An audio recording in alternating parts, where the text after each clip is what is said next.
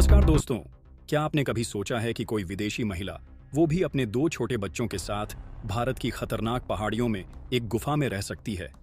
जी हाँ, ये कहानी बिल्कुल फिल्मी लगती है, लेकिन ये हकीकत है। आज हम आपको बताने वाले हैं एक ऐसी रूसी महिला की कहानी जिसने अपने बच्चों के साथ ऐसा कदम उठाया जिसे सुनकर आपके रोंगटे खड़े हो जाएंगे। ये घटना सामने आई कर्नाटक के उत्तरी कन्नड़ जिले में। 9 जुलाई की सुबह पुलिस की एक टीम रामतीर्थ पहाड़ियों में गश्त कर रही थी। ऊंची ऊंची चट्टानें, घने जंगल, जहरीले जीव जंतु। सोचिए कितनी डरावनी जगह होगी। इसी दौरान पुलिस टीम की नजर एक गुफा पर पड़ी। गुफा के बाहर लाल पर्दे लटक रहे थे और अंदर कुछ हलचल दिख रही थी। पुलिस को शक हुआ। जब उन्होंने झांक कर देखा तो उनके पैरों तले जमीन खिसक गई। गुफा में बैठी थी एक 40 साल की रूसी महिला। नाम था नीना कुटीना। उसके साथ थीं उसकी 2 प्यारी बेटियां, 6 साल की प्रेमा और 4 साल की एमा। अब आप सोच रहे होंगे, आखिर ये तीनों यहाँ कर क्या रही थी? तो सुनिए, नीना कुटीना रूस से भारत आई थी। उन्हें भारत की संस्कृति, हिंदू धर्म और आध्यात्म से इतना प्रेम हो गया कि उन्होंने तय कर लिया कि अब वो शहरी जिंदगी को हमेशा के लिए छोड़ देंगी। नीना ने बताया कि वो आध्यात्मिक एकांत की तलाश में थी। पहले वो गोवा में रहीं, वहां से नेपाल गईं, फिर वापस गोवा और फिर आखिरकार पहुंच गईं कर्नाटक की इन खतरनाक पहाड़ियों में।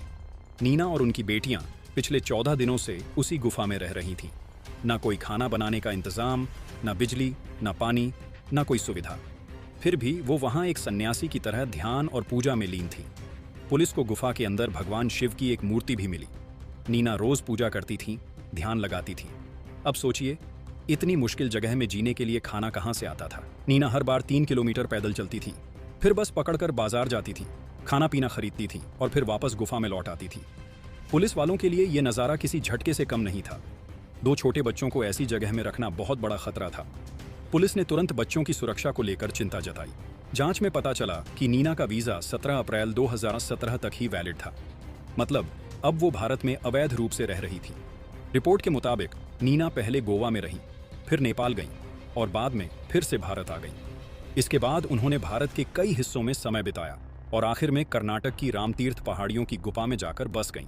नीना ने बताया कि वो शांति चाहती थीं, ध्यान और प्रार्थना में पूरा जीवन लगाना चाहती थीं, लेकिन वो ये भूल गईं कि उनके साथ 2 छोटी बच्चियां भी थीं, जिनकी सुरक्षा, खाना, पढ़ाई और बाकी सबकी जिम्मेदारी उनकी थी। पुलिस ने तीनों को बाहर निकाला और महिला एवं बाल कल्याण विभाग को सौंप दिया।